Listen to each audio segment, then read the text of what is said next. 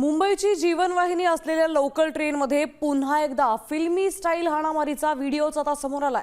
काही दिवसांपूर्वी दरवाजा बंद करण्याच्या किरकोळ वादातून एका तरुणाची हत्या झाल्याची धक्कादायक घटना लोकलमध्ये घडली होती आणि त्या घटनेनंतरही लोकलमधील सुरक्षेचा प्रश्न कायम असल्याचं याच व्हिडिओमध्ये पुन्हा एकदा समोर आलंय।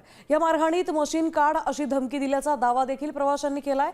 तर लोकलमधील वाढत्या गुन्हेगारीमुळे रेल्वे सुरक्षा यंत्रणेवर पुन्हा एकदा गंभीर प्रश्न उपस्थित होतोय।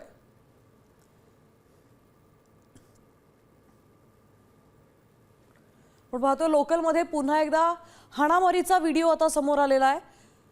चाकू हल्ल्यानंतरही लोकलमधल्या प्रवाशांच्या सुरक्षेचा प्रश्न तसाच आहे। लोकलमध्ये पुन्हा एकदा फ्री स्टाईल हाणामारीचा हा व्हिडिओ आता समोर येतोय। त्यामुळे लोकलमधली सुरक्षा ही खरोखरच राम भरोसे असल्याचं चित्र यामुळे निर्माण झालंय। आपले प्रतिनिधी मयूर राणे आपल्या सोबत आहेत।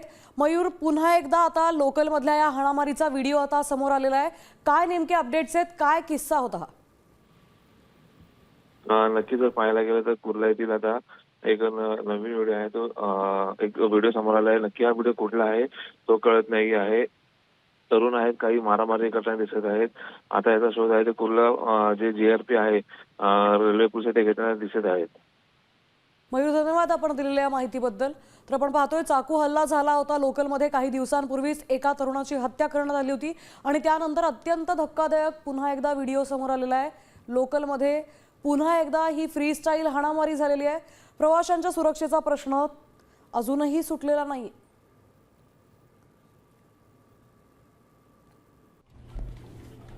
साम टीव्ही मी नेहमी पाहतो, त्यावर दाखवलेल्या बातम्या रिलेट करतात।